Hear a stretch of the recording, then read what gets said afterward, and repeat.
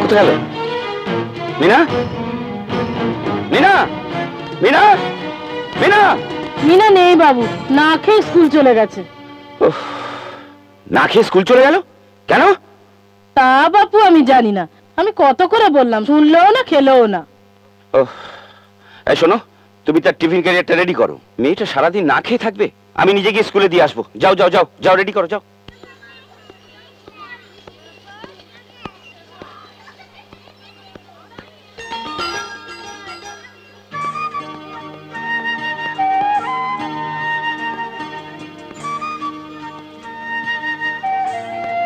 High, ওরে বাপরে, এই আমার কাল রাতে তোকে মেরেছি বলে রাগ করেছিস মা? এই দেখ এই দেখ এই দেখ, ক্ষমা ক্ষমা, দেখ কান বলছি, দেখ এই দেখ ক্ষমা চাইছি, দেখ আমি আর রাখবো না, আর তোকে মারবো না। সকালে উঠে খাবার ফেলে চলে এসেছিস মা, নে নে, দেখ কি সুন্দর টিফিন এনেছি, দেখ নে নে নে নে। একদম খাবো না। ছি মা, খাবার উপর রাগ করতে নেই, নে নে নে খা, আমি খাই দিচ্ছি। আমি কিছুতেই খাবো না। তাহলে কি করলে খাবি? মাকে এনে দিলে। মিনা, না হলে আমি জীবনেও খাবো না। না খেলে মরে যায় না বাবা, আমিও মরে যাব। ও কথা বলিস না, ও কথা বলিস না মা, ও কথা বলিস না। তোর সুখের জন্য আমি সবকিছু করতে পারি। তুই যখন চাইছিস আমি তোর মাকে নিয়ে আসবো। সত্যি বলছো বাবা?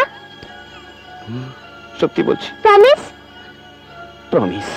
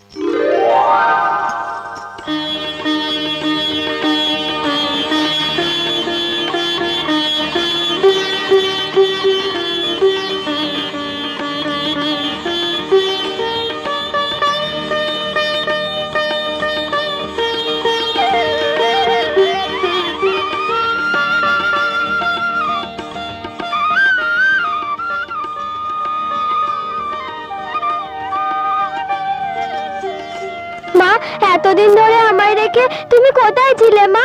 কোথায় ছিলে? জয় মা।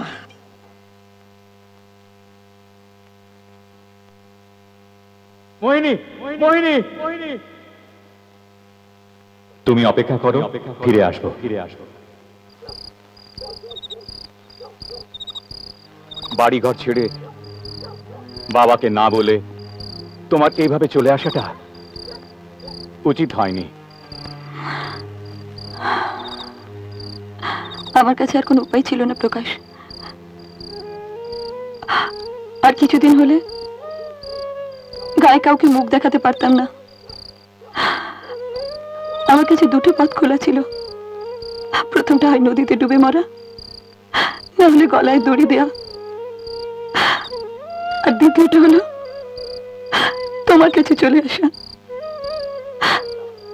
এই দুটোর ভিতরে আমি এটাই ঠিক বলে ভেবেছি। তুমি তো আমার বিষয়ে সবকিছু জানো। আমি এমনই একটা রাজনৈতিক আদর্শ নিয়ে চলেছি যারা সমাজ থেকে বিতাড়িত, পুলিশের চোখে নকশালপন্থী বা সন্ত্রাসবাদী। ধরা পড়ে যাওয়ার ভয়ে আমি এখানে অজ্ঞাতবাস করছি। আর এই কথা বোধহয় তুমি ছাড়া কেউ জানে না।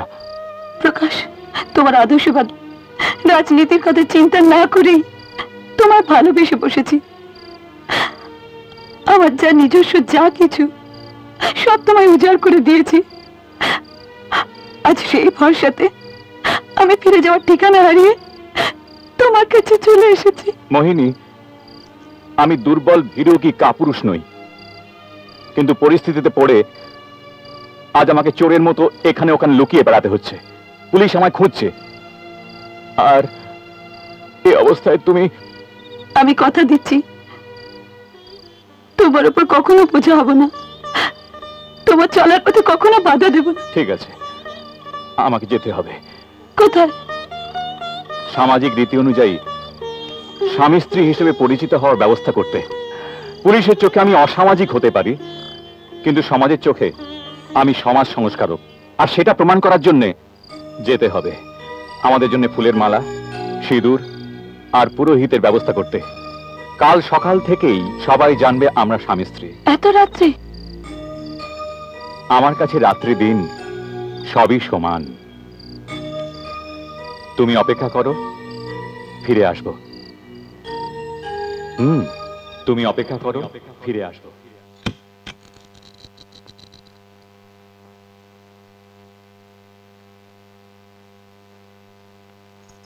থাক থাক থাক, বিয়ে হওয়ার আগে কত মেয়ের কত রকম স্বপ্ন থাকে। বাজনা, আলো, গাড়ি নিয়ে বর আসবে, অনেক ধুমধাম করে শ্বশুর বাড়ি নিয়ে যাবে, ঘর ভর্তি লোকজন, হইচই আনন্দে একেবারে ফেটে পড়বে। কিন্তু তোমার ভাগ্যে এসব কিছুই হলো না।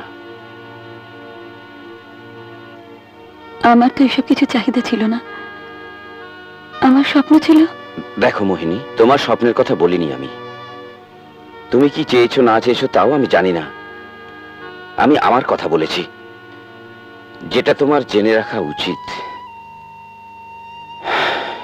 মীনাক্ষীকে জন্ম দিয়ে সরস্বতী আমায় ছেড়ে চলে গেল। মেয়ের জেদে বিয়ে করতে বাধ্য হয়েছি। তুমি এ ঘরে আমার স্ত্রী হয়ে আসোনি, মীনাক্ষীর মা হয়ে এসেছো। তাই এই বিয়েতে কোনো আড়ম্বর করতে চাইনি।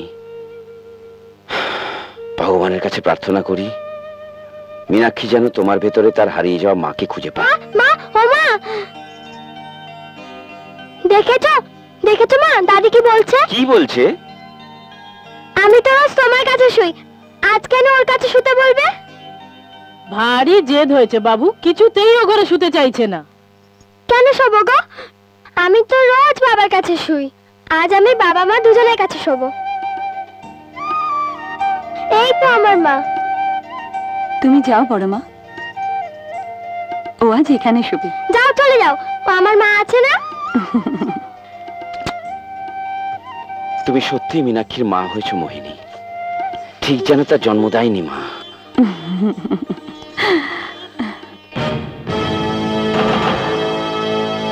তুমি তুমি কেন এসেছো? মোহিনীর জন্য।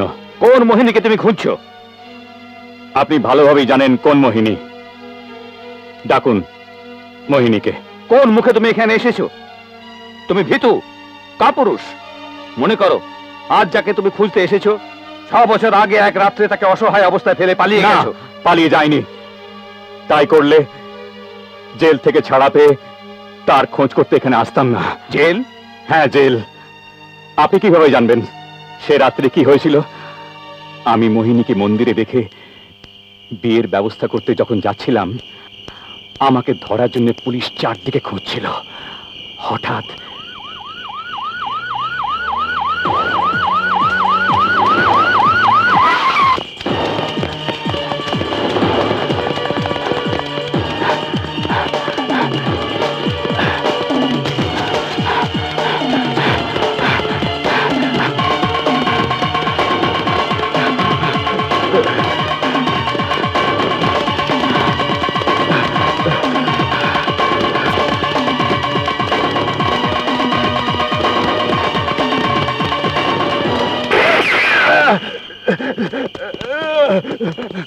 তারপর দীর্ঘ 6 বছর ধরে পুলিশের কাছে অনেক অনুনয় করেছি, কত হাতে পায়ে ধরেছি মোহিনীর সঙ্গে দেখা করানোর জন্য, ওকে খবর পাঠানোর জন্য।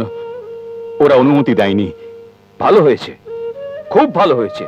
একটা জেল ফেরত দাগি আসামির জন্য সে অপেক্ষা করে থাকেনি। মানে আজ থেকে 4 মাস আগে তার বিয়ে হয়ে গেছে। এ অসম্ভব। কিসের জন্য অসম্ভব? তুমি কি ভাবছো তোমার মতো অপগণ্ডের জন্য সে 6 বছর বাপের বাড়ি বসে থাকতো? সে জানে তুমি পুলিশের গুলিতে মরে গেছো, না হলে ওকে ধোঁকা দিয়ে পালিয়ে গেছো। কিন্তু সে বিয়ে করলো কিভাবে? তার মুখে শুনেছি সে অন্তঃসত্ত্বা। তবে তার সে বাচ্চা?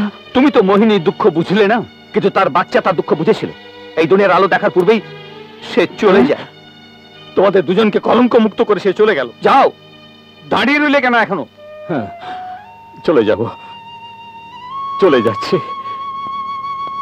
বাচ্চা হারিয়েছি, মইনির বিয়ে হয়ে গেছে, এই দুনিয়াটাই অর্থহীন হয়ে গেছে। আমি আর কি নিয়ে বাঁচবো? আমি তো মুক্ত।